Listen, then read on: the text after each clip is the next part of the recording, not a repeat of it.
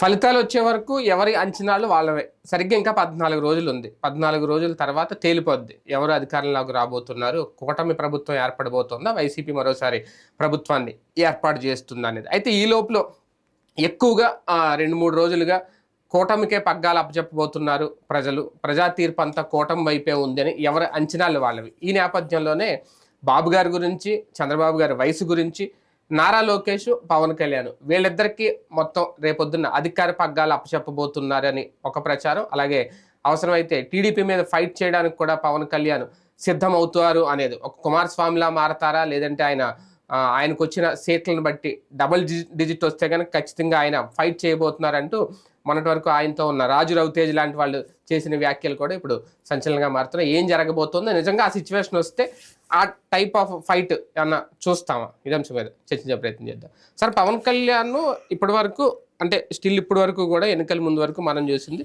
బాబు గారి కోసమో లేదంటే కూటమి కట్టి ఎలాగైనా జగన్ దించేసి ముందు ఈ ప్రభుత్వం రావాలి అనేది ఒక ప్రయత్నం. ఆ ప్రయత్నం అయిపోయింది. ఇప్పుడు వాట్ నెక్స్ట్ అనేది 21 స్థానాల్లో నిజంగా ఆయన డబుల్ డిజిట్ అని వీళ్ళు చెప్తున్న లెక్క, ఏ 18, 16 ఏదైనా వస్తే కనుక బొటాబోటీతో గెలవాల్సి వస్తే, ఈయన అవసరం వస్తే అప్పుడు ఈయన అవసరం అయితే టీడీపీ మీద కూడా ఫైట్ చేయడానికి రెడీ అవుతారు అని నిన్న ఆయన రాజు రవితేజ్, ఇంతకుముందు ఈయన దగ్గర ఉన్న వ్యక్తే కదా, ఆయన మాట్లాడిన మాటలు చూస్తే అటువంటి సిచ్యువేషన్ ఏమైనా ఉంటుందా? రాజు రవితేజే పవన్ మీద ద్వేషంతో ఉన్నాడు, కోపంతో ఉన్నాడు కాబట్టి చెప్పుకొస్తాడు. అదే పవన్ కళ్యాణ్ ఇప్పుడు చంద్రబాబుని దెబ్బకొట్టి జగన్ లేపుతాడే ఏంటి? ఇంకా అది అయిపోయింది. నేను అనేది జగన్ గురించి ఇంకా అయిపోద్ది, ఒకవేళ వస్తే అది అయిపోద్ది. ఈయన రాజకీయం స్టార్ట్ అవుతుంది కనుక చంద్రబాబుని దెబ్బ కొడితే జగనే కదా లేచేది. ఇప్పుడు ఈయన స్థాయి పెంచుకోలేదు కదా. ఇప్పుడు ఆయన 21కి పరిమితం అయ్యి అందులో 10 చోట్ల మళ్ళీ తెలుగుదేశం వాళ్ళే ఉంటాయి. ఎందుకు ఉంటుంది అప్పుడు ఆయన చేసేది? బేసిక్ గా ఆయనకి పవన్ కళ్యాణ్ ప్లానింగ్ వల్ల సింపుల్ లాజిక్, ఇప్పటి నుంచి వైసీపీ వాళ్ళని తొక్కాల చంద్రబాబు నాయుడు. తొక్కితే ఆ ప్లేస్ తను ఆక్యుపై చేసుకోవాలని ఆలోచిస్తున్నాడు ఆయన.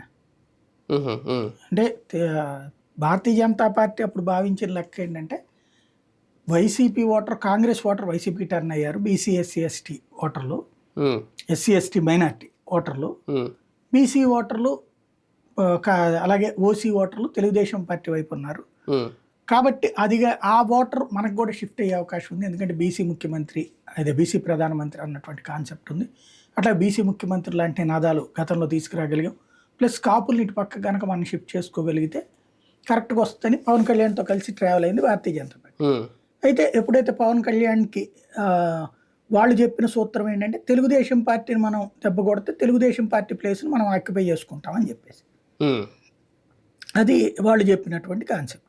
ఈయన ఫస్ట్ ఆ రూట్లోనే ఉన్నాడు. తర్వాత చంద్రబాబు నాయుడుతో మాట్లాడిన తర్వాత రూట్ మార్చుకున్నారు. జగన్మోహన్ రెడ్డిని దెబ్బ కొట్టేస్తే ఆ ప్లేస్ తను ఆక్యుపై చేసుకోవచ్చు అనేటటువంటి ప్రయత్నంలో ఉన్నారు. అందులో భాగంగా ఆయన ముందుకెళ్ళినటువంటిది. ఇప్పుడు అయితే గీతే కమ్యూనిస్టుల పాత్ర పోషించవచ్చు పవన్ కళ్యాణ్. మేబీ కమ్యూనిస్టులు ఏంటంటే పొత్తు పెట్టుకున్న తర్వాత ఎలా పరిపాలన బిగిన్ అయిన తర్వాత ముఖ్యమైన అంశాల వద్ద విభేదిస్తుండేవాడు, విభేదించి మద్దతు ఇస్తుండేవాడు. మద్దతు అయితే వదిలేసేవాళ్ళు. అంటే వాళ్ళకంటే ఒక సిద్ధాంతాలు ఉన్నాయి కాబట్టి ఆ సిద్ధాంతాలు వ్యతిరేకంగా కూటమిలో ఏ పార్టీ ఉన్నా విభేదిస్తారు. కానీ పవన్ కళ్యాణ్ గారికి ఎలాంటి సిద్ధాంతాలు ఏమన్నా లేదు. పవన్ కళ్యాణ్కి సిద్ధాంతాలు ఎందుకు లేవు? ఆయనకి సిద్ధాంతం లేదంటే వాళ్ళు ఊరుకుంటారు. అలా కార్యక్రమం సిద్ధాంతాలను పక్కన పెట్టే కదా పొత్తు పెట్టుకున్నారు. అది కాదు కదా, సిద్ధాంతం ప్రకారం పొత్తు పెట్టుకున్నానని చెప్తున్నాడు ఆయన. తన సిద్ధాంతాల ఆచరణ కోసం పొత్తు పెట్టుకున్నాను అన్నాడు, కానీ సిద్ధాంతాలు పక్కన పెట్టానేం చెప్పలేదు కదా. తన సిద్ధాంతాల ఆచరణకి వీళ్ళతో భావ సారూప్యత గెలిచిందని చెప్తున్నాడు తెలుగుదేశం. మేనిఫెస్టోలు ఎక్కడ వాళ్ళకి సంబంధించిన ఏం కనిపించకపోవడం అంటే అక్కడే సిద్ధాంతాలు సూపర్ 6+ అన్నారు కదా. అదే సూపర్ 6 మాదని చెప్పుకోవడం, పరిపాలన వ్యతిరేకం అనేది ఒక సిద్ధాంతం, పరిపాలన సక్రమంగా సాగడం అన్నట్టు. ఆ సిద్ధాంతాలు చంద్రబాబు అయితే బెటర్ అనుకున్నాడు ఆయన, దాని ప్రకారం నడుస్తుంది. ఓకే, సిద్ధాంతాలు ఉంటే ఉండొచ్చు. కమ్యూనిస్ట్ లాగా ఉండడం అంటే ఇంకా అంత పార్టీ పెట్టుకొని అంత ఉండి ఇంకా ఉన్నా లేనట్టు అన్నట్టు ఉంటదేమో మేబీ. అట్లేం కాదు, కమ్యూనిస్టులు తాము అధికారంలో పంచుకున్నప్పుడు చాలా పవర్ఫుల్ గానే ఉండేవాళ్ళు. అంతం పక్కకి వెళ్ళిపోయాక దెబ్బతిన్నారు. కానీ అంతకుముందు అధికారంలో ఉన్నప్పుడు, ఇప్పుడు 2004లో చంద్రబాబు నుంచి అధికారం ఎందుకు వచ్చింది కాంగ్రెస్కి? వీళ్ళకి పూర్తి బలం లేకపోవడం వలన ఆ ప్లేస్ ని కాంగ్రెస్ ఎక్కువ తీసుకుంది. బట్ అప్పుడు కమ్యూనిస్టులు కూడా డబుల్ డిజిట్ లో ఉన్నారు కదా, గెలిచింది. ఆ టైంలో చాలా స్ట్రాంగ్ గానే ఉన్నారు 2004-09 దాకా. 9 తర్వాత వాళ్ళు వేసిన రాంగ్ స్టెప్ చంద్రబాబుతో వెళ్ళటం. అదే కాంగ్రెస్ తో ఉంటే వాళ్ళు అప్పటికి కంటిన్యూ అయ్యి ఉండే. కానీ చంద్రబాబుతో వెళ్ళి చేయగాల్చుకున్నారు. ఒక కుమారస్వామిలో పవన్ మారే అవకాశం ఉందా?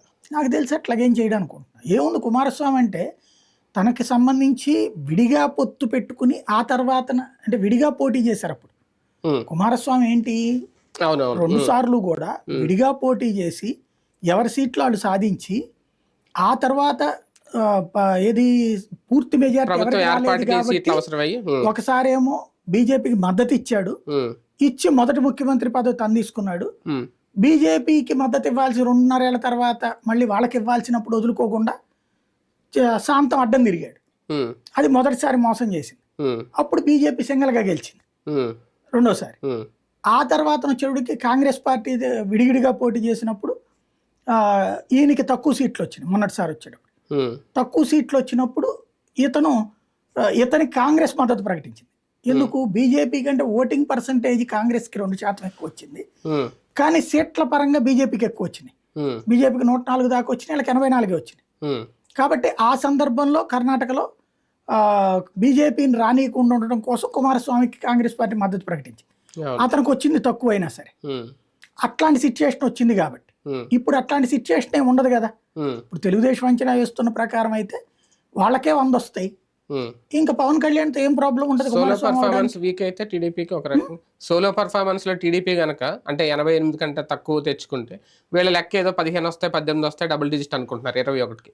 అప్పుడు ఆ పరిస్థితి వస్తే కూటమిలో ఉన్నారు కాబట్టి సపోర్ట్ చేసేస్తారా? ఈయన ఏమన్నా డిమాండ్లు ఏమన్నా ఉండే అవకాశం ఉంటుంది? ఏముండదు. మేబీ మంత్రివర్గంలో ఏమన్నా శాఖలు కొంచెం డిమాండ్ చేసే అవకాశం ఉంటుంది.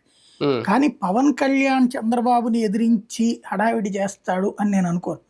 అతని మొదటి ఎయిమ్ జగన్ దెబ్బతీయడం, జగన్ అయ్యేదాకా. కూటమి గెలిస్తే ఇంకా ఆయన ప్రయత్నం అయిపోయినట్టే. ఇంకా వచ్చే పదవి ఏంటి అది చూసుకుంటాడు అంతవరకే. మిగతా తన వ్యవహారాలు తను చూసుకుంటాడు. చంద్రబాబుకి వదిలేస్తాడు పాలన. తర్వాత ఎప్పుడైనా తనకి అంటే ఇక్కడ ఈయన 33% అని చెప్పుకొచ్చాడు కదా ప్రతిసారి కూడా. ఈ 33% సీట్లు గనక పదవులు గనక ఇవ్వలేదనుకోండి, అప్పుడు అడ్డం తిరగడం బిగిన్ చేస్తాడు. పవన్కి ఇచ్చి ఒక్క పదవుతోనే పార్టీ ప్రయోజనం అయిపోతుందా? ఇన్ని రోజులు ఎంత సాక్రిఫైస్ చేసి చాలా మందిని పోతున్న మనుషులు లాంటి వాళ్ళు వదులుకొని సీట్లు లేకుండా టీడీపీ వాళ్ళని తెచ్చుకొని వాళ్ళకి సీట్లు ఇచ్చి అది కేవలం పవన్కి ఒక్క పదవి కోసమేనా? అదేనా పార్టీ ప్రయోజనం? ఇక్కడ 33% అంటున్నా నేను. అది తర్వాత కదా. ఇంకా ఇప్పుడు అతనికి కనుక తెలుగుదేశం డౌన్ గా ఉండి ఇతని మద్దతుతోనే రావాలి అంటే ఖచ్చితంగా 33% డిమాండ్ చేస్తాడు. మంత్రి పదవి నుంచి ప్రతి దాంట్లో కూడా 33% డిమాండ్ చేస్తారు. సోలోగా మెజారిటీ తెచ్చేసుకుంటే తెలుగుదేశం పార్టీ అప్పుడు 33% మాట ఏంటి? అప్పుడు డిమాండ్ ఉండదు. అప్పుడు తర్వాత రోజుల్లో ఇబ్బంది పెట్టచ్చు. ఏది అడుగుతాడు ఈయన, వాళ్ళు ఇవ్వకపోవచ్చు. మేబీ ఆ వచ్చిన ఓటింగ్ పర్సంటేజ్ ప్రకారం ఇవ్వచ్చు తెలుగుదేశం. ఇస్తే అప్పుడు ఆ పాయింట్ ఆఫ్ వ్యూ మీద తర్వాత రోజుల్లో విభేదాలు రావచ్చేమో. కానీ మ్యాక్సిమం తన వరకు మెయిన్ పొజిషన్ చూస్తాడు ఆయన. తన కార్యకర్తలకి ఏదో అన్ని రాకపోతే రివోల్ట్ అయ్యే క్యారెక్టర్ కాదు ఆయన.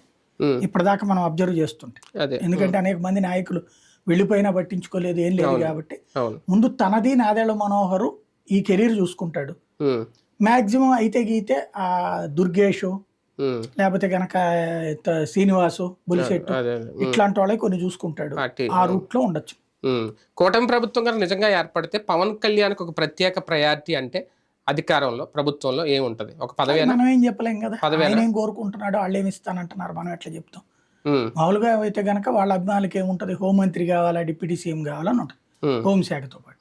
అది ఇస్తారా లేదా అన్నటువంటి చూడాలి. ఎందుకంటే హోంశాఖ అనేటువంటిది గనక పవన్ కళ్యాణ్కి ఇవ్వడం అంటే చంద్రబాబుకి ఇబ్బంది.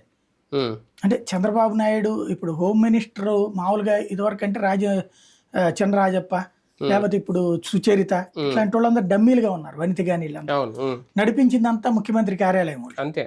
అట్లాంటి ఇప్పుడు మళ్ళీ పవన్ కళ్యాణ్కి ఇస్తే ఓ దేవేంద్ర గౌడ్, ఒక సబితా ఇంద్రారెడ్డి, జానారెడ్డి లాగా స్వతంత్రంగా వ్యవహరిస్తారు. అట్లాంటి దాన్ని చంద్రబాబు నాయుడు నాకు తెలిసి అవకాశం ఇవ్వడు. రెవెన్యూ గాని, ఆర్థిక శాఖ గాని, హోంశాఖ కానీ ఈ 3 ఇవ్వకపోవచ్చు.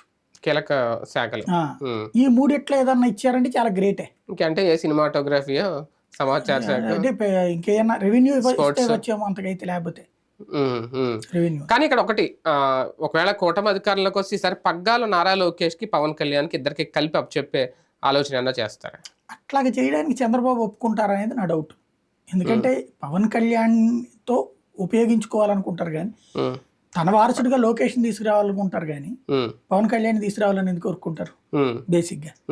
అంటే సింగిల్గా లొకేషన్ చూపించే కంటే ఇద్దరినే చూపిస్తే కొంచెం కూల్ అవుతారు పార్టీ నాయకులు కానీ ప్రజలు కానీ. అది మామూలుగా తనతో పాటు పవన్ కళ్యాణ్ ఎంట పెట్టుకుని తిప్పుతాడు. తను 5 ఏళ్ళు ఆయనే చూసుకుంటాడు. చంద్రబాబు చూసుకుంటూ నిదానంగా లోకేష్ని అడ్రస్ చేసేటటువంటి బాధ్యత అప్పచెప్పచ్చు. లోకేష్ అప్పుడు పవన్ కళ్యాణ్ కాస్త కన్విన్స్ చేసుకుని తను లీడ్ చేయాలి. అంటే పార్టీ పగ్గాలు కూడా లోకేష్కి ఈసారి చెప్పే ఆలోచన ఉందా? మహానాడు కూడా అందుకే వాయిదా వేశారు, రేపు పొద్దున్న ఫలితాల తర్వాత మహానాడు పెడతారు అని. మహానాడు సీరియస్ గా జరిగినటువంటి సందర్భాలు లేకపోతే ఇట్లాంటిది వేరు. అంటే మహానాడులో ఈ టైంలో ఏం పెట్టుకుంటారు, ఇప్పటిదాకా పక్కన కొట్టుకుని ఎలక్షన్లో ప్రచార పడావిడి ఇంత గొడవ పెట్టుకుని ఇప్పటికిప్పుడు మహానాడు ఏం నడుపుకుంటారు వాళ్ళు. అంటే మహానాడులో కొన్ని కీలక నిర్ణయాలు తీసుకుంటారు కదా, ఇప్పుడు నిర్ణయాలు ఎప్పుడు తీసుకోవాలి? ఓ పక్కన ఎలక్షన్ అయిపోయాక పెట్టుకుంటే దానికి ఒక క్లారిటీ వస్తుంది. మేబీ నెక్స్ట్ ఇయర్ పెట్టుకుంటారు అనుకోండి. అంటే ఇప్పుడు ఫలితాల తర్వాత ఏదో అన్నారు కదా, ఇప్పుడు పెట్టకపోవచ్చు. యాక్చువల్గా ఇప్పుడు ఈ నెల 30 ఎప్పుడో జరగాలి, 28, 29. సార్ కూడా అట్లా వాయిదా వేసాక వెంటనే జరపలా, మళ్ళీ నెక్స్ట్ ఇయర్ జరుపుకున్నది అట్లా. నారా లోకేష్ కి నిజంగా ప్రభుత్వాన్ని నడిపేంత క్యాపబిలిటీ ఉంది, సంపాదించుకున్నారని అనుకోవచ్చా ఆ పరిస్థితి వస్తే? చంద్రబాబు నాయుడుకి ఉందని ఎవరన్నా అనుకున్నారు అప్పుడు? అంటే ఆయన అంటే ఇంకా సీనియర్ అప్పుడు ఆ రోజున ఎన్టీ రామారావు దగ్గర నుంచి అంతే. జగన్ కి ఎవరన్నా అనుకున్నారా? నడపలేదా? ఇప్పుడు విమర్శించేవాడు ఎప్పుడు ఉంటాడు. సక్సెస్ అనేటువంటిది అవకాశం ఇస్తే కదా తెలిసేది. అదే కదా, ఉద్యోగంలోకి వచ్చేటప్పుడు అనుభవం అంటారు. ముందు అనుభవం రావాలంటే ఉద్యోగం ఇవ్వాలి కదా ఎవడన్నా. బేసిక్ గా ఆయన ఆల్రెడీ తాను నిరూపించుకున్నాడు, ఒక మంత్రిగా నిరూపించుకున్నాడు, పార్టీ నాయకుడిగా నిరూపించుకున్నాడు, పార్టీ సభ్యత్వాన్ని పెంచి చూపెట్టాడు. ఇంకేం నిరూపించుకోవాలి? ఆయన ముఖ్యమంత్రి పదవి ఇస్తే కదా నిరూపించుకునేది, లేని చూసుకునేది. అంటే ఈసారి మంగళగిరి నుంచి గెలిస్తే మంత్రి పదవి అంటే ఆల్రెడీ ఆయన ఎమ్మెల్సీగా ఉండే చేసేసారు, మళ్ళీ మంత్రి పదవికే పరిమితం చేస్తారా, ఆయన్ని కీలక బాధ్యతలు అప్పచెప్తారా అనేది? ముందు మంత్రి పదవి ఇచ్చి తర్వాత సీఎం చేయొచ్చు నేను అనుకోడు, మధ్యలో నుంచి సీఎం చేస్తారు 2 ఏళ్ళు పోయాక. అంటే ఆరోగ్యరీత్యా కూడా చంద్రబాబు నాయుడు గారు ఈసారి గెలిస్తే తప్పుకుంటారు అని ఒక ప్రచారం ఉంది. ఆయన తెలిసి కేసీఆర్ చంద్రబాబులు పవర్ ని వదిలే రకాలు కాదు, వానప్రస్థాశ్రమాలు తీసుకునే రకాలు కాదు. వాళ్ళు చివరి రక్తపు బొట్టు దాకా, చివరి శ్వాస దాకా కూడా పవర్లో ఉండాలని కోరుకునేవాళ్ళు. ఏమన్నా చంద్రబాబు గనక కేంద్ర మంత్రి వర్గంలోకి వెళ్తే అప్పుడు ఏమన్నా ఇక్కడ వదలాలేమో కానీ శాంతం వెళ్ళి పక్కన కూర్చునే రకం కాదు. అలా అనుకోవడం కూడా ఒకసారి మైనస్ అవుదా? కేసీఆర్ గారికి అలాగే మైనస్ అయింది. కేటీఆర్ ని పరిచయం చేసి ఉంటే, ముందే చేసి ఉంటే మొన్న మేబీ గెలిచి ఉండేవాడేమో. రేవంత్ ఒక టఫ్ ఫైట్. 39 ఎందుకు ఉండేది? 39 కూడా కాకుండా ఏ 10కో పడిపోయేదేమో. ఇప్పుడు కేసీఆర్ ని చూసిన గంటతో కేటీఆర్ అనలేదు, చంద్రబాబుని చూసిన గంటతో ఇప్పుడు మనం అంటాం కదా పెద్ద గీత చిన్న గీత. చంద్రబాబుని చూసిన గంటతో లోకేష్ అండ్ అదే లోకేష్ ని పవన్ కళ్యాణ్ ని చూసినటువంటి సందర్భంలో జగన్ మధ్యన పోలిక చూసుకోవాలి ఫ్యూచర్ లో. అదే కావాలంటే ముందు అవకాశం ఇవ్వాలి. అయితే చంద్రబాబుని ఇప్పుడు ఈవెన్ తెలుగుదేశం పార్టీలోనే చంద్రబాబు ప్లేస్ లో లోకేష్ ని యాక్సెప్ట్ చేసేసింది పార్టీ. పార్టీ యాక్సెప్ట్ చేసేసాక ఇంకేంటి ప్రాబ్లం బేసిక్ గా. కాకపోతే ఆయనకి వదిలే రకం కాదు. ఏమన్నా మేబీ కేంద్రంలో కూడా బీజేపీ గవర్నమెంట్ గ్యారెంటీ వస్తుంది అంటున్నారు కాబట్టి ఇక్కడి నుంచి అక్కడికి ఏమైనా వెళ్తారో చూడాలి. అంటే కూటమి తరపు నుంచి కొంతమంది అయితే రేపొద్దున కేంద్ర మంత్రి పదవులు వచ్చే అవకాశం ఉంటుంది కదా, ఒకవేళ కూటమి ప్రభుత్వం ఏర్పడితే అక్కడ కూడా పైన కూడా వస్తాయి. అటువంటిప్పుడు ఈయన బాబు గారు అయినా జాతీయ రాజకీయాల్లోకి వెళ్తారు. అదే అప్పుడు అదే ఒక 2 ఏళ్ళ తర్వాత బాబుని లోకేష్ ని కనుక అట్లా తీసుకోవాలనుకున్నప్పుడు ఆ ప్లాన్ చేస్తారు. లోకేష్ కి ముందు అది ఫస్ట్ పవన్ కళ్యాణ్ కన్విన్స్ చేయాలి. అది ఎందుకంటే పవన్ కళ్యాణ్ కోసమనే లోకేష్ ని ప్రచారం అది చేయనీయకుండా కూర్చోబెట్టారు పక్కన, మంగళగిరికి పరిమితం చేసి. చివరిలో అన్నాక అదేదో యువగళం సభలు అనేటువంటివి మాత్రం పెట్టుకొచ్చారు. లేకపోతే ఇప్పుడు పవన్ కళ్యాణ్ తరహాలో ఎందుకు పార్టిసిపేట్ చేయలేదు, లేదా పవన్ లోకేష్ ఎందుకు పార్టిసిపేట్ చేయలేదు?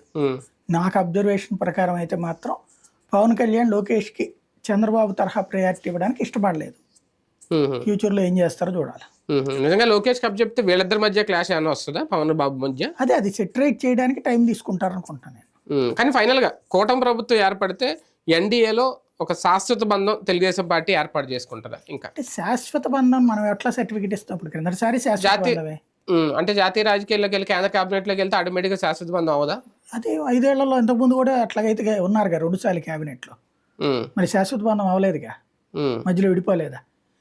ఎవరి పార్టీ వాళ్ళది అయినప్పుడు శాశ్వత బంధం అనేటటువంటిది ఫ్యూచర్ లో తేల్చుకోవాలి వాళ్ళు. ప్రయోజనాలను బట్టి ఉంటుందేమో ఎప్పటికప్పుడు. రైట్, చూద్దాం. మొత్తాన్ని నిజంగా కూటమి ప్రభుత్వం వస్తే కనుక పగ్గాలకు ఎవరికి అప్పచెప్తారు? బాబు గారే కంటిన్యూ చేస్తారా, నారా లోకేష్కి అవకాశం ఇస్తారు? ఈ చర్చ అయితే నడుస్తుంది, చూద్దాం ఏం జరుగుతుంది.